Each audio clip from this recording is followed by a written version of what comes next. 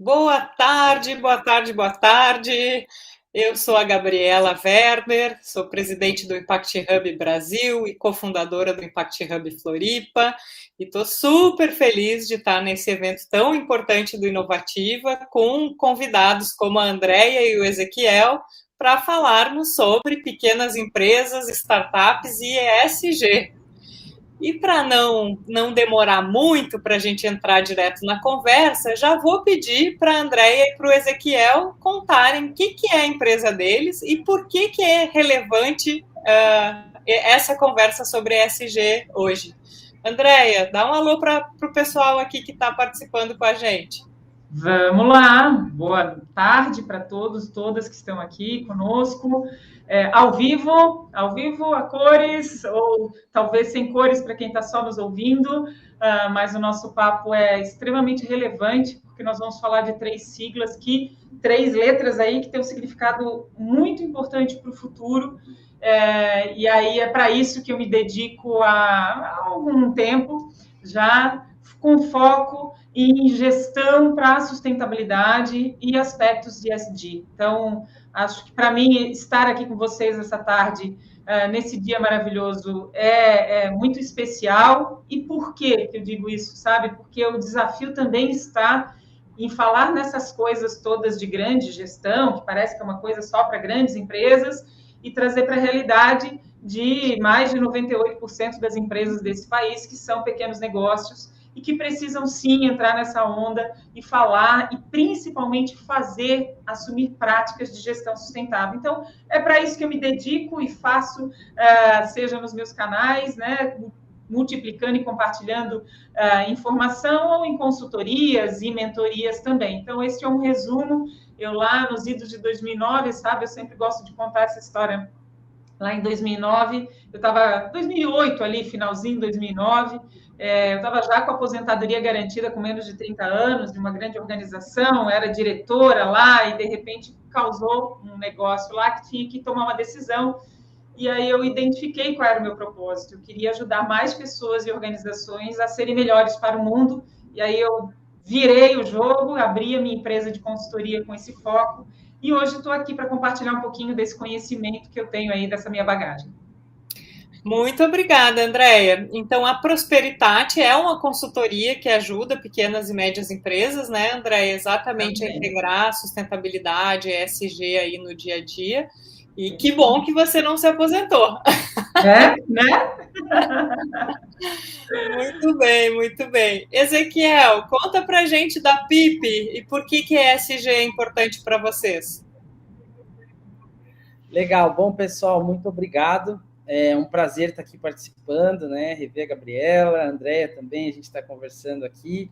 É uma honra poder compartilhar um pouquinho mais do que a gente vem fazendo.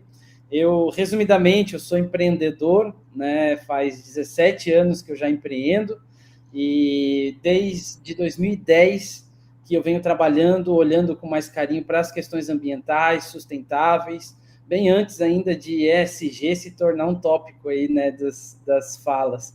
Mas o desafio tem sido longo. Com a PIP, né, é uma startup que a gente desenvolveu um produto para a economia de água, focado especificamente em vasos sanitários e mictórios. Nós já estamos há 6 anos no mercado e atendemos desde residências e pequenos escritórios até grandes corporações e ganhamos aí mais de 25 prêmios, né, nacionais, internacionais, inclusive a nossa patente é reconhecida pela ONU como uma das soluções mais inovadoras para a mudança do clima até 2030. Em 2018, eu recebi um convite da ONU para um cargo honorário como jovem líder global para os ODS, né, representando o ODS 6 para todos os jovens que queiram empreender. Eu também sou embaixador do One Young World, que é o maior evento, né, de jovens lideranças no mundo. E tudo isso, né, tem sido uma porta de entrada aberta por falar de sustentabilidade, por resolver um problema voltado ao meio ambiente. Então, para mim, representa basicamente tudo, né? Eu, por mais que eu já era empreendedor antes de olhar para a sustentabilidade, mas mudou a minha vida poder ter uma visão ampliada sobre as questões ambientais, os desafios globais, e perceber que hoje, quando se fala de ESG, se fala de sustentabilidade, mais do que resolver o problema de um indivíduo, a gente está buscando resolver um problema humanitário, né? É um problema de subsistência da nossa vida aqui na Terra. Então, para mim, é muito gratificante, sou grato demais por toda essa jornada até aqui e sei que o futuro é bastante promissor para todos nós. Que legal, Ezequiel. E para a galera saber, né? Eu vou falar do meu jeito, aí você me corrige, Ezequiel. Mas a PIP, a startup do Ezequiel, tem um produto que é um líquido que se coloca nos mictórios e vasos sanitários, que ao invés de dar uma descarga de mais de 20 litros toda vez que você faz pipi, né? Até eu acho que daí que vem o nome, você libera Exato. uma pequena quantidade desse líquido e evita, então, tanta água limpa e potável de ir pelo ralo, literalmente. É isso, Ezequiel? Realmente. Exatamente, o pitch está muito bom, viu? Parabéns. Mas é isso mesmo, a gente utiliza nanotecnologia, extratos naturais, para a gente poder eliminar a necessidade de usar água em descargas, né? Toda vez que você vai ao banheiro para fazer xixi. Então é realmente isso, ao invés de você gastar 8, 10, 12, 15 litros de água de uma descarga, você precisa de 1 ml só dessa tecnologia que a gente desenvolveu. Ao mesmo tempo que é mais barato esse 1 ml do que toda a água que você estava pagando quando apertava o botãozinho da descarga. Então você economiza água, mas também reduz a sua conta no fim do mês. Então tem um duplo benefício aí para o usuário. Que legal, que legal. Bom, eu acho que é uma introdução perfeita. Eu pensei, André e Ezequiel, para a gente colocar todo mundo na mesma página, né? Todo mundo que está participando conosco do encontro de hoje, talvez a gente falar um pouquinho sobre ESG, né? Então, possivelmente quem está aqui já está interessado, mas essa sigla ESG em inglês ou ASG em português se refere aos aspectos ambientais, sociais e de governança de um negócio. E, então, como é importante a gente prestar atenção nesses fatores, além, obviamente, dos fatores financeiros e do modelo de negócio, para a gente definir o sucesso de um negócio. E esse termo é um termo que foi cunhado em 2004, né, por uma iniciativa da ONU com investidores chamado Who Cares Wins. Mas quando a gente volta para a essência, e a Andrea participou disso, né, Andrea? Os conceitos, eles vêm bem antes disso, né? E aqui no Brasil, pelo menos aí desde 98, 2000, com o surgimento do Instituto Ethos e vários outros movimentos nessa direção, a gente já fala de responsabilidade corporativa, de sustentabilidade, que são alguns dos termos que ficaram mais conhecidos. O que eu acho que é novo e promissor e muito bacana, a gente que acompanha essa tendência ou esse desenvolvimento do assunto há muitos anos, que parece que aquilo que a gente falava 20 anos atrás, que um dia ia se tornar o mainstream, o normal, todas as empresas iam precisar olhar para essas coisas, porque senão não teriam a licença de operar, seja por parte do legislador, seja por parte do consumidor, seja por parte do investidor, começa a ser uma realidade. Quando a gente vê, por exemplo, o maior fundo de investimento do mundo dizendo que vai olhar para questões ESG em todos os seus investimentos. Quando a gente vê programas de aceleração mainstream, né, inclusive do governo, apoiados pelo governo no Brasil, como o próprio Inovativa de Impacto, BNDES Garagem e outros, integrarem ou exclusiva ou parcialmente aspectos ESG nos seus elementos. Então, isso eu acho que é uma notícia muito, muito bacana para todo mundo que empreende com impacto e para quem ainda não empreende com impacto, saber que vai ser importante integrar esses fatores dentro do seu negócio. Se você me permite até, Gabi, até fazer um complemento, já que a gente está aqui numa roda de conversa mesmo, né, me toma a liberdade de a gente fazer assim, enfim, vamos conversar. Lá. Eu acho que a gente concordo completamente pelo que você disse, acho que quando a gente pensa no futuro, é para todos e para todas as empresas e para tudo que a gente faz. Eu digo, primeiro de tudo, assim, uma empresa para que é, né? Para que ela nasce?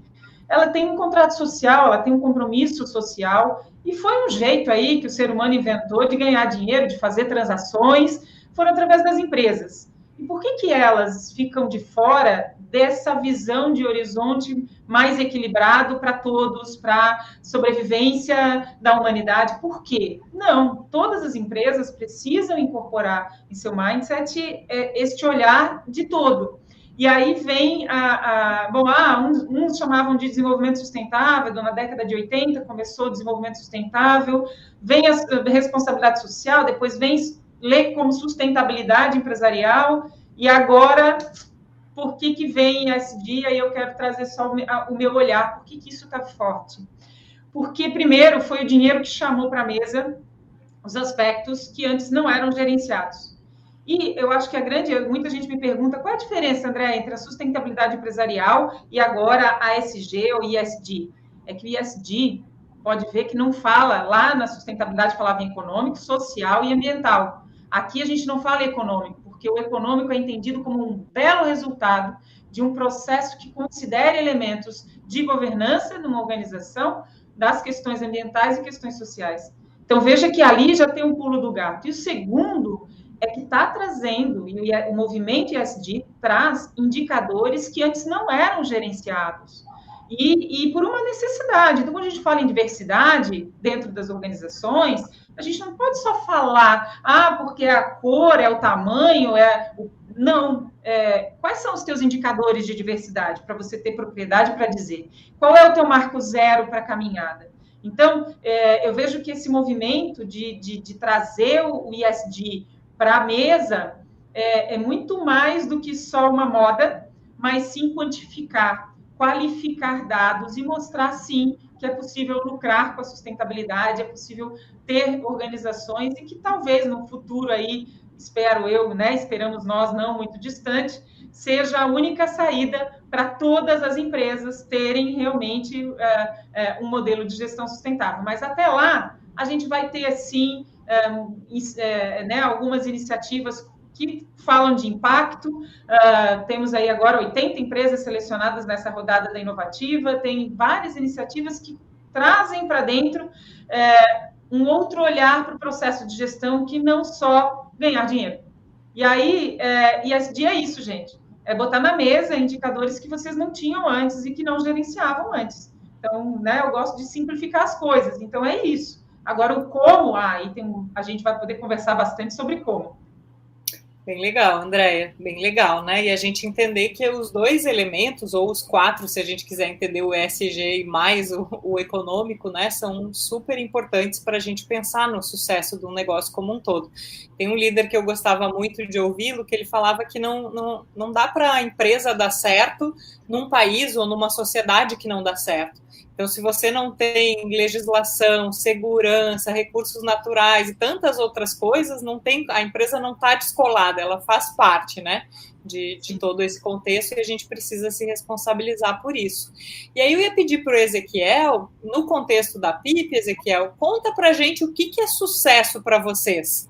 E que indicadores você usa para checar se esse sucesso que você desenhou está sendo atingido ou não. Legal. Vamos lá. Do nosso lado aqui, eu acho que o maior desafio que a gente enfrenta ele é comportamental, né? Inclusive, complementando aí o comentário da Andréia e o seu antes, porque a minha visão sobre as questões ambientais, sustentáveis, em relação a esses grandes fundos de investimento, é que, assim, a gente, como indivíduo, a gente busca muito mais o imediatismo, né? A gente quer ter o seu problema resolvido na hora, a gente quer as coisas de forma imediata. Mas quando você trabalha em grandes fundos de investimento, como o BlackRock, por exemplo, entre outros, a visão dos caras é para daqui 50 anos, 80 anos, 70 anos de negócio e de investimentos. E eles tentam identificar oportunidades neste prazo do longo, muitas vezes, né? E aí, o que acontece, na minha opinião, é que quando eles projetam dados a essa distância de tempo, o cenário mundial em relação a recursos, a própria estabilidade de moedas, questões políticas e tudo mais, isso impacta demais nessas estimativas, porque não adianta fazer todo um grande planejamento se você tem 1 bilhão de pessoas tendo que se mudar de cidade porque não tem água, né? Então, como é que eu faço um investimento de longo prazo se a minha realidade daqui 20 anos é ter mais plástico que peixe no oceano, né? Então isso fica impossível ter negócio. Eu concordo com a sua fala aí de que é possível uma empresa dar certo num lugar que não dá certo, né? E o planeta, assim, se continuar do jeito louco que vivíamos, né? E que alguns ainda insistem em viver, vai ser difícil chegar com sucesso lá na frente. E eu acho que o sucesso dos nossos negócios ele está muito ligado ao sucesso do que a gente se propõe a resolver. Hoje eu tenho uma visão de que eu ter sucesso não necessariamente é a minha empresa ser a mais reconhecida do planeta naquele assunto, mas sim a gente poder iniciar um grande movimento de transformação. Eu não acho que as questões ambientais serão resolvidas por apenas uma única grande corporação, mas eu vejo que é um conjunto de ações, de empresas, talvez uma que outra se destaque, obviamente isso até é comum, né? Tornarem-se, às vezes, as representantes da causa e do movimento, mas quando eu projeto para o cenário, eu vejo que é muito mais igual ao cenário econômico brasileiro. Você tem lá 98% de pequenos negócios.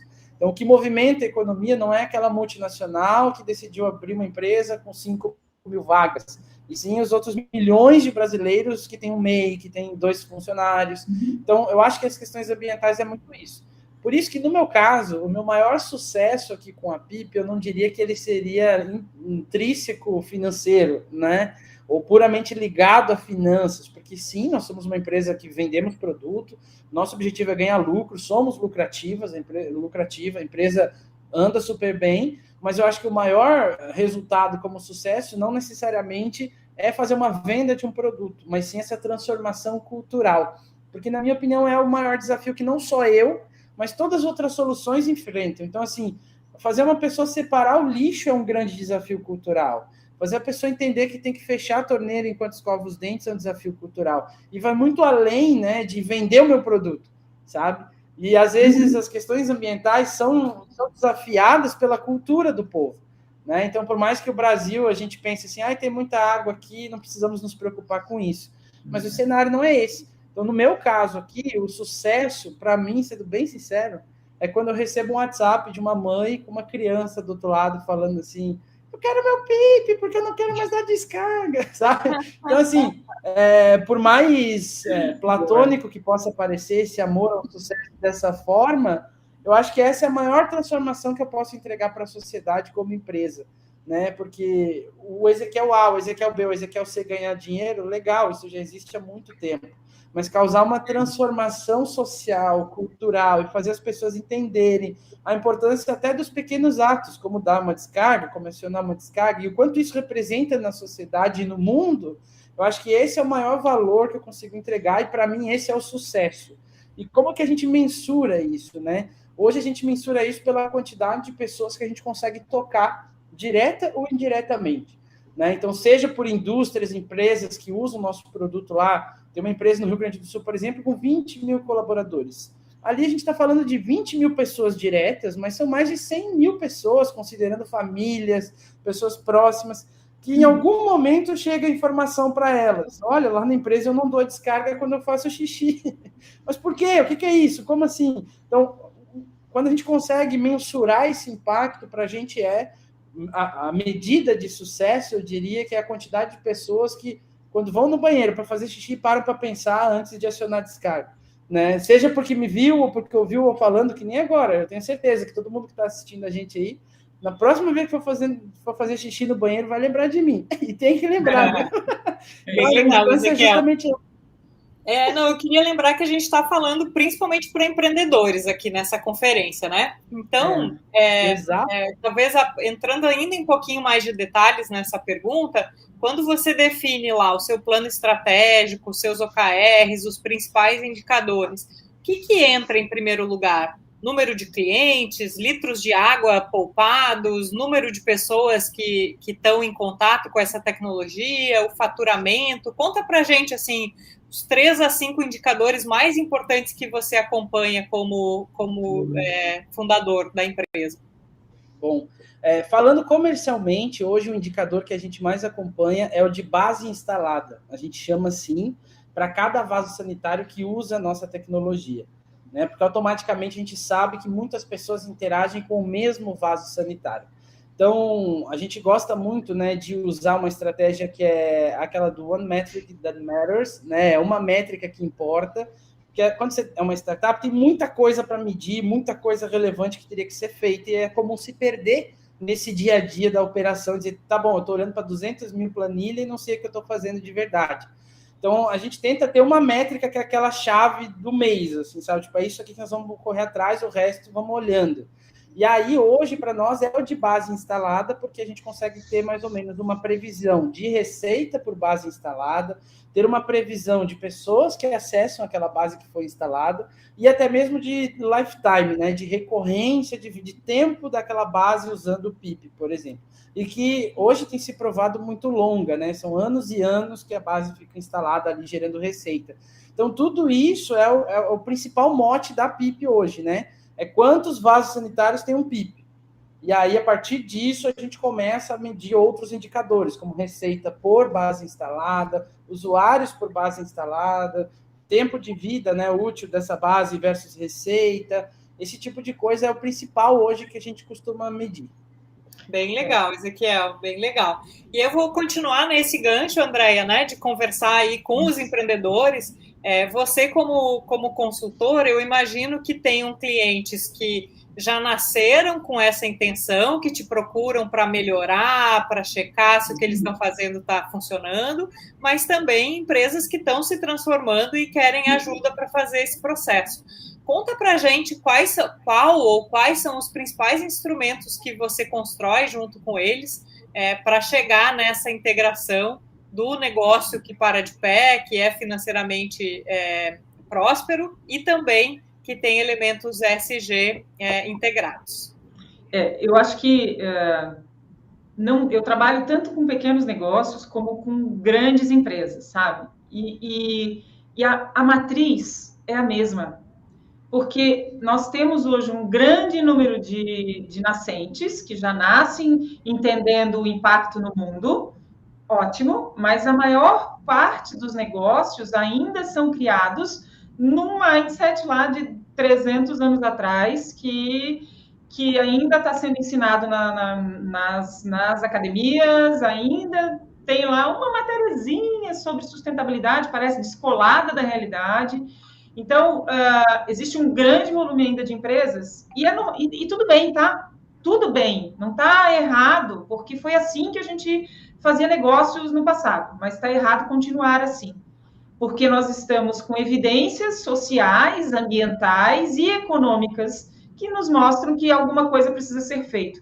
E aí eu quero pegar algo muito show, que eu acho que esse público que está aqui, que são, na sua grande maioria, de startups, gente, pega o pitch, quando eu trabalho para desenvolver pitch de negócio, vocês não criam produtos, vocês resolvem problemas. Já nasce resolvendo problema. Mas startup já nasce pensando nisso.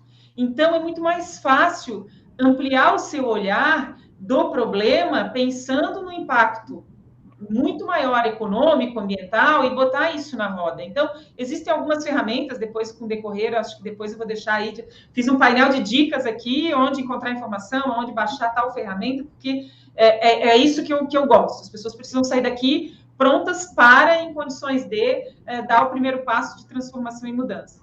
Mas o primeiro passo que eu sugiro, pega uma ferramenta, um instrumental de gestão e faz o diagnóstico da tua empresa usando essa lente. E percebe ali impactos que talvez você nem tinha noção. Então, eu vou pegar aí um super exemplo que eu gosto muito de falar, como que se pode lucrar com a sustentabilidade, né? E como que se dá para ganhar dinheiro com isso. Estamos aqui, uma prova de que dá para ganhar dinheiro com isso. E aí, gosto de falar, assim, das transformações que a gente faz, né? Esses dias eu faço mentorias também, e aí eu fiz um programa de mentoria enxuto para uma grande empresa que estava trabalhando com seus fornecedores tradicionais. E aí peguei uma que era de seguros. Outro ponto, gente, não subestime os cabelos brancos, porque eu estava atendendo um senhor já com mais de 20 anos de empresa, negócio familiar, mas que cresceu e tal, e aí eu começamos a mentoria. Primeiro fiz toda a base conceitual, depois apliquei uma ferramenta que faz o diagnóstico do ponto de vista econômico, social e ambiental sobre vários aspectos. E aí, no decorrer da aplicação, no primeiro encontro, a gente fez esse overview, ele conectou uma porção de coisas. E aí, no segundo encontro, ele chega, a primeira coisa que ele disse para mim assim: já ganhei dinheiro com a sustentabilidade. Como assim? Eu disse para ele: pois é, olha só, eu gosto de contar porque é uma coisa tão simples, mas que faz a diferença, tá? Eles já tinham como prática, porque todas as empresas têm práticas sustentáveis, nunca saem do zero, ponto. Mas eles faziam desconectado de uma estratégia, de entender que isso fazia sentido para o mundo. E é isso que é gestão sustentável, fazer sentido para o mundo, sabe? E aí ele foi lá, imprimiu, ele já reaproveitava o papel na impressora internamente, mas para o cliente, sabe, ele sempre entregava no papel bonito. O papel bonito é o papel branco, né, que se usa só de um lado só, no conceito de beleza que ele tinha. E aí a impressora escapou e imprimiu frente e verso, e ele foi entregar a proposta para o cliente, e aí viu que estava frente e verso, e ele lembrou de mim, que ele disse que lembrou de mim. Disse: olha, eu imprimi frente e verso, porque aí ele discorreu, disse que a gente aqui quer salvar o planeta, a gente tem preocupação de sustentabilidade, a gente está aprimorando isso, e tal, e tal, e tal. E o cliente olhou para ele e disse assim: olha, aqui está a proposta do teu concorrente, eu acabei de sair de lá, ela é mais barata, em X reais, mas eu vou fechar com você, porque eu também quero salvar o planeta. E ali ele já fechou o contrato. Então, quero dizer sim, primeiro ponto, desmistifica que dá para ganhar dinheiro sendo sustentável, porque tem muita gente querendo isso. Nós, enquanto consumidores, queremos estar com empresas que façam sentido, não só para a solução do meu problema, mas que façam sentido para o mundo. E quando a gente pega a PIP falando de milhões de litros de água, a solução dele não é a solução para o meu vaso sanitário. É saber que este vaso sanitário está conectado numa rede muito maior. Então, por isso que eu coloco que as startups têm faca, queijo, prato, tudo na mão.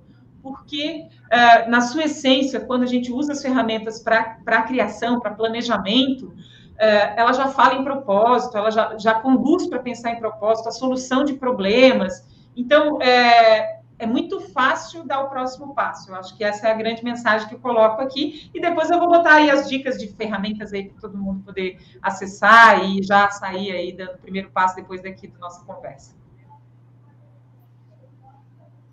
Muito legal, Andréia, muito legal. E aí uma outra coisa, acho que pegando o gancho assim, de como que o negócio é viável e também resolve os problemas, uma coisa, a gente no Impact Hub, obviamente, trabalha com muitas startups, né, e a maior parte delas olha para a questão de impacto socioambiental positivo. E a gente começou a ver que tem uma série de acessos, vou chamar assim, que são exclusivos para startups de impacto, né? Então, às vezes a gente pensa, e isso faz parte também, como é mais difícil você ser uma startup de impacto, porque aí você não só precisa mensurar a eficiência, a produtividade, as finanças, mas também o impacto. Daqui a pouco a gente chega lá, né? Porque medir o impacto tem as suas complexidades hoje em dia, né? Mas também tem uma série de coisas que são exclusivas. Então, eu vou trazer uns exemplos nossos aqui para botar na roda e perguntar para o Ezequiel e para talvez histórias de clientes da Andréia que também exemplifiquem isso. A gente no Impact Hub, em 100% das vezes que a gente levantou dinheiro, seja para começar o negócio lá no início, seja para buscar empréstimos de expansão ou na crise da pandemia, né, de segurar o caixa e ter um pouco mais de resiliência financeira, a gente usou instrumentos não convencionais. A gente nunca pegou dinheiro emprestado de um banco ou de um fundo tradicional, né? Então, ou a gente usou, no nosso caso, na época, o Brota, que hoje é CRIA, né? Mas que tinha um olhar de impacto importante para equity crowdfunding, e a gente, então, teve um grupo grande, ao invés de ter 1 ou 2 investidores anjo, a gente teve 54 pessoas que colocaram a partir de R$1.000 querendo construir o negócio, e a gente não fez uma promessa que a gente ia dar 10x em 10 anos ou coisas do tipo, né? Mas que o retorno esperado é esse, que era um retorno relativamente conservador, mais o impacto. E quando chegou a hora das pessoas decidirem se elas queriam virar sócias, né? E exercer a possibilidade de conversão ou receber o dobro do dinheiro de volta, a grande maioria resolveu ficar muito por conta do impacto que a gente demonstrou nesses primeiros 5 anos, né? Da mesma forma para as expansões. Então, a gente acessou o Kiva, que é uma plataforma 100% voltada para impacto. A gente acessou a TRE, que é uma organização focada para empréstimos para negócios de impacto. Então, são coisas que foram importantes para nós, porque foram modelos justos, diferenciados e exclusivos para negócios de impacto. Ezequiel, você tem alguma experiência assim, seja de cliente, seja de investidor, que você só conseguiu acessar e que foi importante para a PIP por ser um negócio de impacto? Olha, eu acho que a boa parte só por causa do fato de ser um negócio de impacto, sabe? Porque, vamos lá, primeiro que eu estou falando sempre nas minhas apresentações de xixi, de banheiro, de vaso, e que para a maioria das pessoas é um tabu, é algo muito da intimidade, né? Então, você ir falar com um investidor que você tem uma fintech ou uma startup para uma tecnologia de medicina, alguma coisa da área, tem lá o benefício do setor que já é bem reconhecido, rola muita informação. Agora, quando se fala de vaso, de banheiro, de xixi, é muito mais limitado. E aí, claro, se fez, inclusive, no nosso histórico, né, uma necessidade de comprovação da seriedade do assunto que nós estávamos falando. Né? Então, para que eu também não parecesse lá o louco do xixi, né? Eu sempre participei muito de programas, de eventos, não é à toa que a gente ganhou tanta premiação, tanto reconhecimento, porque eu venho também trazendo todo esse esforço de embasamento do que eu quero resolver como problema e mostrando que isso é um problema real e que precisa ser resolvido. E aí, participar de programas, eventos, trouxe muitos benefícios, né? Não só financeiros, mas principalmente de conexões, de oportunidades. Então, por exemplo, quando a gente participou de um programa da Braskem, o foco era negócios de impacto. Então, a gente conseguiu entrar com a Braskem. A Braskem resultou na maior parceria comercial que a gente teve com uma outra indústria franco-suíça, que hoje é nossa parceira por mais de 4 anos. O próprio Accelerate 2030, né, o 2030, que é um programa rodado pela equipe do Impact Hub, enfim, a gente foi, inclusive, lá para Genebra, passamos alguns dias lá, isso em 2017, sendo um dos finalistas globais do programa. Para ter uma ideia, eu tenho mentores e advisors que hoje são meus amigos, que só tive a oportunidade de me conectar com eles por causa do programa e que tinham viés de ser sustentável, de ter de impacto. Então, hoje o meu advisor pessoal e da empresa de marketing, por exemplo, é um cara que atende um sheik árabe lá e que foi CMO de Stella Oder, de P&G, e que eu só cheguei nessa pessoa através dos programas que eu participei. E eu só participei desses programas por ser uma empresa de impacto ambiental. Então, uma coisa vai ligando a outra. Eu acho que tudo sempre está conectado de alguma forma, mas esse reconhecimento e essa participação dos programas foi por alinhar isso. Né? E só para fechar minha fala nesse sentido, em 2018, quando eu recebi o convite da ONU para um cargo honorário, foi justamente por todo o trabalho que eu venho desempenhando com essa tecnologia que eu desenvolvi. Então, muita gente, né, principalmente jovens, chega, nossa, cara, que legal, como é que é ter essa relação com a ONU? Como é que você conseguiu isso? Você disse assim, então, cara, foi só desenvolver um produto para economizar água. Né? E aí foi relativamente simples, eu digo. Porque aí, o que acontece? O impacto que eu estou gerando é tão significativo que essas empresas super relevantes, essas organizações super relevantes, elas querem me ajudar a chegar lá. Né? Então, vai muito além de, nossa, eu vou acelerar esse negócio do Ezequiel porque eu quero ganhar dinheiro com ele. É muito além disso. Né? Então, ter um impacto... E você vê que existem muitos, eu carinhosamente chamo de missionários, né? Você vê que tem muitas pessoas que pegam aquela questão da sustentabilidade para si, e aí vivem aquilo, vivem o assunto, são realmente missionários que vão pelo mundo evangelizando sobre as questões ambientais. né? Então, é muito legal ver que dentro das organizações, dentro das empresas, tem pessoas super ultra engajadas com os assuntos, principalmente por analisar os dados, entender o quão difícil é o futuro se a gente não mudar muitas das nossas atitudes. E aí, ser uma empresa de impacto foi o que abriu a porta para chegar nesses grandes negócios, nessas grandes empresas. Então, multinacionais hoje nos procuram como clientes por causa do impacto que a gente gera. Então, não é só um programa de aceleração também, né? Então, hoje tem indústrias, bancos nos ligam e dizem, olha, a gente está buscando uma solução para reduzir nosso impacto de consumo de água, a gente tem meta até 2025 e tal. E aí isso faz uma porta se abrir para grandes empresas. Né? Bem legal. Sabe que eu lembrei de uma outra coisa, Ezequiel? A pesquisa da Pipe Social desse ano de 2021 mapeou 1.272 negócios de impacto no Brasil inteiro. E uma das coisas que aparece lá é que 60% desses negócios de impacto mapeados receberam algum tipo de doação para fazer o seu P&D. Então, acessa uma doação de fundação, algum grant, alguma coisa nesse sentido. Diz, olha, eu vou fazer a minha pesquisa e desenvolvimento, ou vou fazer meu protótipo, ou vou checar se isso vai funcionar, e consegue fazer isso, né, não com dinheiro de investidor, que tem uma expectativa de retorno super alta, ou com de empréstimo, que você precisa necessariamente devolver, mas você encontra, né, 60%, então não é uma exceção, 60% conseguiram acessar doações ou recursos a fundo perdido para fazer ou uma prova de conceito ou um investimento na tecnologia, no produto e tal, das suas organizações. Exato.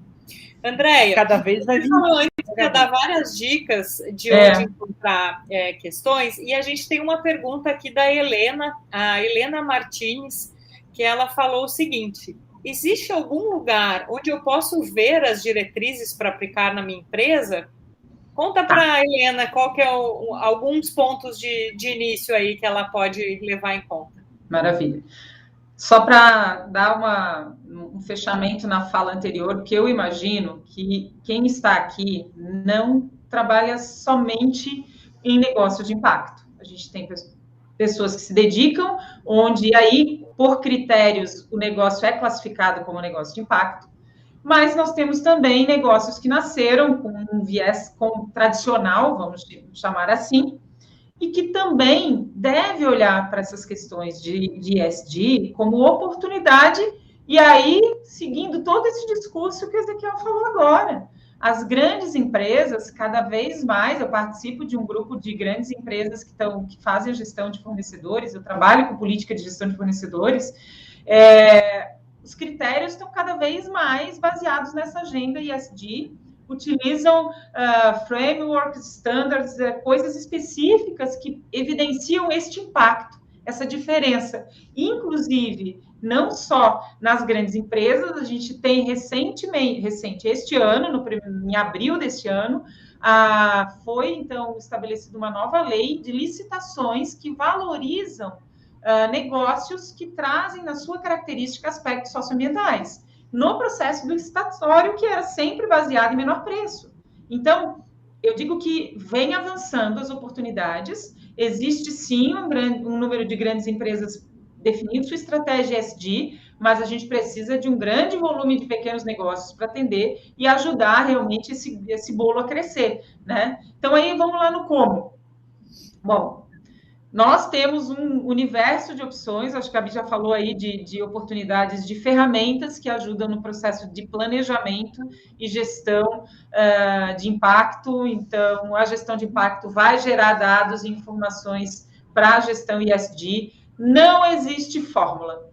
Não existe fórmula. Mas eu posso usar referenciais que são usados por grandes empresas exclusivamente, como também... Então, vamos pegar aí uma primeira dica.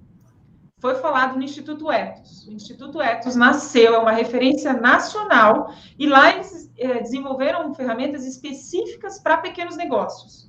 Então, tem lá, inclusive, faz o diagnóstico, utiliza aquela ferramenta e parte dali para um processo de expor. Eu estou nesse estágio zero e o que eu vou fazer para melhorar? Então, lá na plataforma do Instituto Ethos, eles têm lá uma ferramenta super prática, pode fazer hoje esse diagnóstico. Segundo referencial que vem crescendo, claro, é do Sistema B. O Sistema B é uma comunidade internacional, criou lá um sistema de avaliação de desempenho que pode levar a uma certificação para a empresa B, ou pode simplesmente usar ela para usar na gestão da empresa, sabe? Assim como você pode usar, eu vou usar o referencial da ISO tal, XYZ. É um referencial, por isso que eu digo que não existe um caminho único. Então, a gente precisa buscar, sim, referências que se aproximem mais à tua realidade. Então, Ezequiel falou que, assim, a gente sabe que pequeno negócio é loucura total, tipo, todo dia. Mas a gente não pode usar mais a expressão de matar um leão por dia. Primeiro que na empresa ESG não mata ninguém. Começa por aí. Já muda o conceito. A gente tem que cuidar deles. Cultivá-los, cuidar, né? Então, a gente muda o modelo mental e busca referenciais que te ajudem nesse processo. Então, tem o Sistema B, tem o Instituto Ethos. Aqueles que querem já estar mais antenados, tem as normas do GRI, do Global Report Initiative.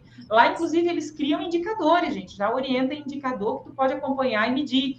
Então, veja, a gente tem uma porção de opções. Aqui eu já indiquei 3 caminhos que são consolidados no mundo e que vão posicionar, vão te trazer para a tua mesa de decisão aspectos que antes você não acompanhava. E aí eu acho que já tem aí três caminhadas, 3 pontos para botar debaixo do braço aí para investigar depois da nossa fala aqui. Tá ótimo, André. Realmente ótimas referências, né? Do Instituto Ethos, do Sistema B e do GRI. Eu vou tomar a liberdade de acrescentar uma quarta que a gente tem usado muito e tem sido muito efetiva, principalmente para esse contexto de startup com foco em impacto socioambiental, que é a teoria de mudança, que é basicamente a gente criar uma frase do que a gente quer mudar no mundo, sabendo que a gente não muda isso sozinho, né? Um desejo muito grande. Então, por exemplo, no caso do Impact Hub, globalmente, a gente fala do mundo justo e sustentável, onde os recursos e a economia estão a serviço das pessoas e do planeta. Né? A gente não consegue fazer isso sozinho, mas aí a gente entende onde, dentro dessa grande frase, nós atuamos. E aí a gente tem 7 coisas, mas eu vou citar 2 que são muito do DNA, que eu acho que vão ficar claras. Uma delas é a gente ajuda a fortalecer, por meio de programas de aceleração, ou a transformar organizações que já existem para que elas integrem questões socioambientais ou ESG na gestão delas. E aí, com isso, a gente cria programas como o Accelerate 2030, que o Ezequiel participou, e alguns outros, assim como ajuda na transição das empresas existentes. Outro aspecto que, no nosso caso, a gente considera é trabalhar em comunidade, é fazer junto. Então, para isso, a gente tem os espaços de coworking, a gente checa se as pessoas se sentem pertencentes a uma comunidade, se elas fazem negócios entre elas, se elas aprendem entre si, se elas crescem e geram empregos e tudo mais a partir da comunidade, quanto que a comunidade do Impact Hub é relevante para esse crescimento, para esses resultados que são atingidos. E aí, quando a gente articula qual que é a teoria de mudança, que mudança que eu quero ver no mundo e qual que é o papel da minha empresa, e depois eu entro no papel de cada programa e das atividades que a gente faz, fica muito lógico, né? Tanto que a gente chama do marco lógico do que eu estou fazendo no dia a dia, desde o nível de atividades até o de mensuração de resultados, para contribuir para essa mudança que a gente quer ver no mundo. Então eu vou acrescentar mais uma. A gente fala em 2030, Agenda 2030, mas não sei se todo mundo sabe. Então, acho que próxima dica, busque. Existe um grande movimento internacional pelos Objetivos de Desenvolvimento Sustentável.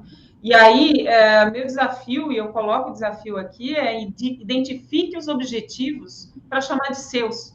Então, Ezequiel, né, o Pipe já identificou quais são os seus objetivos, seus ODS. Então, busca lá, a Rede Brasil, a Rede ODS Brasil, Movimento ODS, em vários estados tem o Movimento ODS, que conseguem, o Pacto Global da ONU tem lá uma ferramenta específica para te identificar quais são os ODS que tu pode chamar de teus. Então, já, né, se a gente for puxar o fio aqui, a gente vai poder tirar várias possibilidades aí. Por isso que eu digo, não existe uma fórmula. mas existem já ferramentas que podem ajudar nessa caminhada. Bem legal, Andréia. O Wellington Monteiro perguntou se tem algum tipo de diferenciação em termos de investimento, financiamento ou chamamento público para startups que têm um impacto no âmbito ESG. Sim, Wellington, tem alguns instrumentos que são exclusivos para startups ESG e outros que valorizam. Então, por exemplo, né, a TRE, que é uma organização que dá empréstimos, ela dá empréstimos exclusivamente a negócios ESG. O mesmo acontece com a Cital e com a plataforma de empréstimo coletivo. É a mesma situação. O fundo de investimento Vox Capital, por exemplo, ele só investe, é um fundo de venture capital, mas ele só investe em negócios com impacto socioambiental positivo.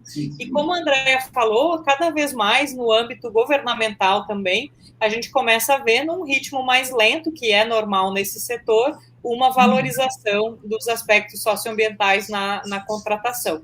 E as empresas grandes também, já há muitos anos, né, levam isso em conta na sua cadeia de fornecimento. Vou fazer um bate-bola rápido, que a gente começou a receber um monte de pergunta. Vanderleia pergunta: Ezequiel, quanto tempo desde a ideação até começar a viver desse negócio? Mais de 5 anos. Na realidade, eu tive a ideia do PIP em março de 2010 e a gente começou a vender só em novembro de 2015. E uma das coisas que possibilitou a gente começar a vender o produto foi justamente a crise hídrica que afligiu São Paulo lá no 14-15, né? 2014, 2015. E aí, como isso trouxe uma consciência coletiva sobre o desperdício e a necessidade de se reduzir o consumo, foi que a gente conseguiu realmente startar as vendas do produto, né? Inclusive no modelo de bootstrapping total. A gente abriu a venda sem ter produto, né? Paga e daqui 60 dias eu começo a te entregar. E estamos aí até hoje. Mas demorou um pouco mais de 5 anos, bastante tempo. Muito chique, Ezequiel. Isso aí eu achei que era exclusividade da Tesla, pagar e depois receber, mas não é disso. Isso inspirou em mim. Andréia, Ana Luísa está perguntando: minha empresa não gera resíduo, porque é totalmente virtual. Vale a pena eu mencionar isso para a banca no dia do Demo Day, por exemplo? Vale mencionar, mas você tem a noção da quantidade de energia que os teus equipamentos geram? Qual a atitude que você tem em relação a isso? Por isso que eu acho que tem que entender um pouquinho mais do impacto ambiental para se posicionar em relação a ele. Não basta só separar, não gera o resíduo ou separa um pouquinho que gera. Não. Qual é o teu impacto ambiental como um todo? A geração, os equipamentos que são comprados, que se pretende comprar ou adquirir para um crescimento. Então, é por isso que eu digo, assim, vale desde que a gente tenha isso associado realmente a um olhar do impacto real ambiental do negócio. Tem muita área de tecnologia, tem muito forte isso, né? Entender é um desafio entender que impacto ambiental é esse. Se a minha empresa não tem, às vezes não tem nada, sou eu, né? O eu é nuvem, mas tem sim, tá? Só queria fazer um comentário justamente complementando.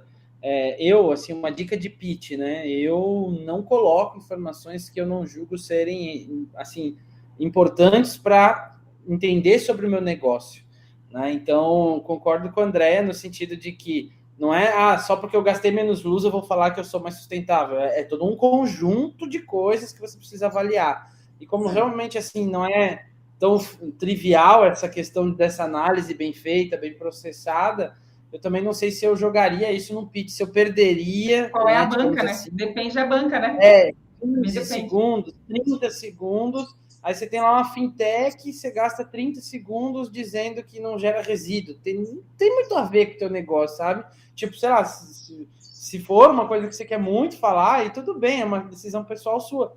Mas ou você fala daquilo que tem a ver com o seu business e faz sentido, ou não adianta querer trazer um assunto sustentável ali para o meio só para tentar dizer, olha, eu também sou verde, entendeu? Aí eu acho que gera o efeito contrário, gera o efeito de querer mostrar uma coisa que você talvez não tenha tanta relevância, na minha opinião, né? Bem legal. E aí a gente vai se encaminhando para os finalmente. André, a última pergunta para você. O Fábio diz o seguinte: a minha percepção é que quando a gente fala de negócio socioambiental, se coloca muito a luz sobre o ambiental e o social fica mais à sombra. E empresas que causam impacto social precisam ser um pouco mais iluminadas. Vocês concordam com isso?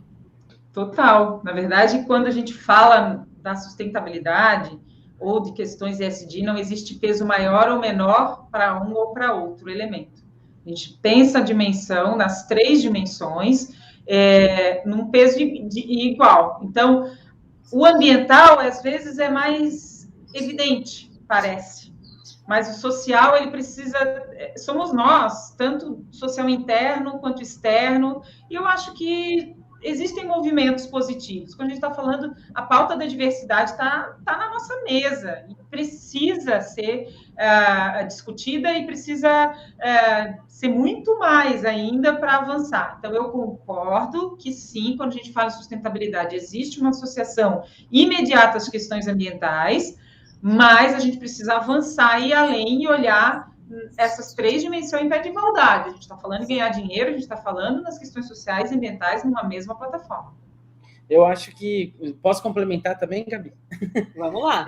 Se me permitir. Eu acho também que é pelo fato de ser mais recente a relevância ser dada ao ambiental. Né? Se você for ver o S e o G, já há muito tempo é feito. Né? Então, as questões sociais sempre foram bem relevadas dentro das empresas, muitas ações sociais feitas por elas, investimentos em institutos, não no jeito que é hoje, mas sempre foi, de certa forma, olhado um pouco para isso. E aí, do nada, se insere ambiental ali no meio. E aí, agora temos que olhar para o meio ambiente também. Então, eu acho que é muito uma questão assim, de ser mais recente, é mais latente.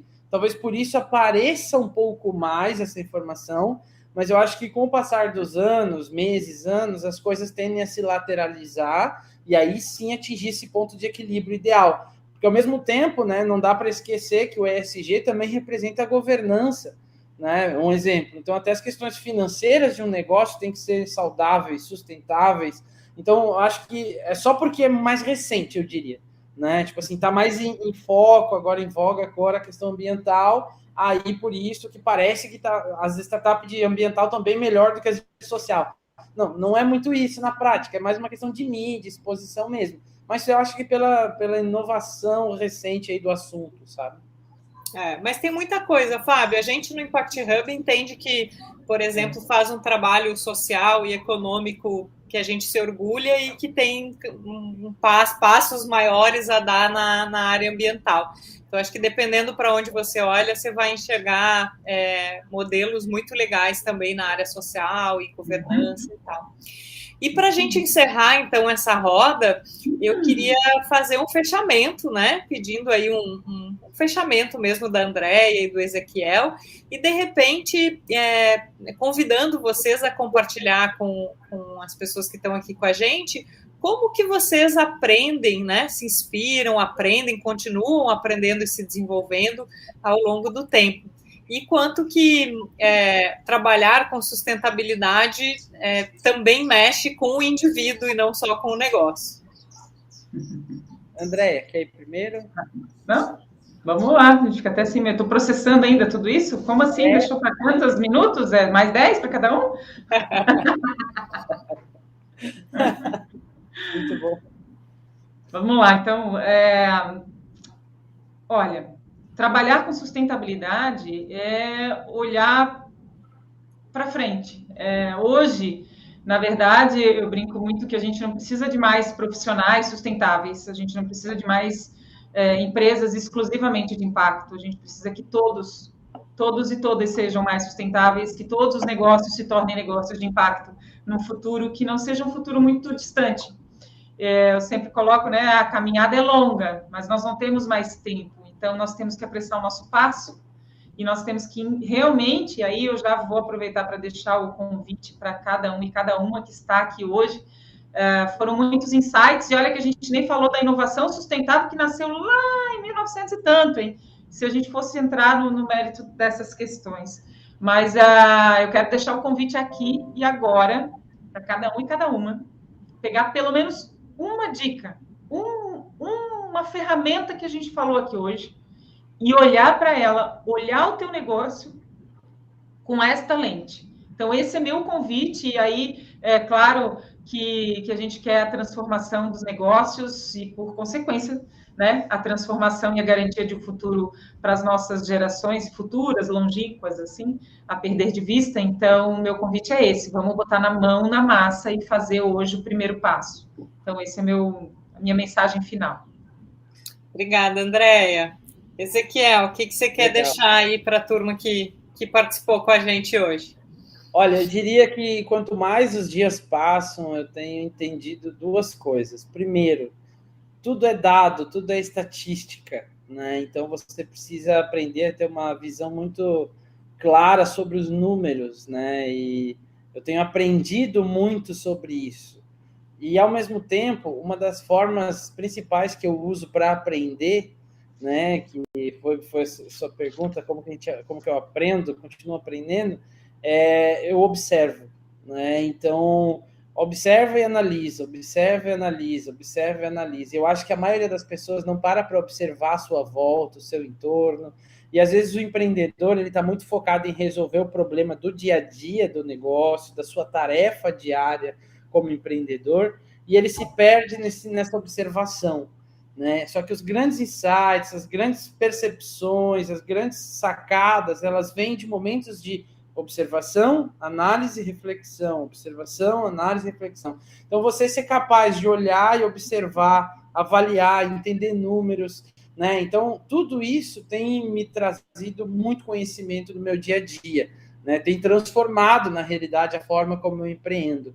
E segundo, né, eu queria deixar um comentário para que todos que estão nos assistindo, é que sim, somos pessoas apaixonadas pelo que resolvemos e pelo problema que estamos dispostos a eliminar da face da Terra, mas a gente precisa entender que a gente é empresário também. Então, a gente está aqui para ganhar dinheiro, fazer negócio, gerar vendas, gerar receita, empregar pessoas, pagar impostos, sabe? Então, acho que não dá para simplesmente ter aquela visão utópica de, sim, vamos a salvar o mundo, e sem lembrar do outro lado que o que tem nas mãos é um negócio que precisa ser desenvolvido como uma operação comercial, um processo de vendas, um gerenciamento financeiro, um bom planejamento. E vale lembrar, a maioria das startups, mais de 50% das startups, elas fecham as portas por não ter demanda de mercado.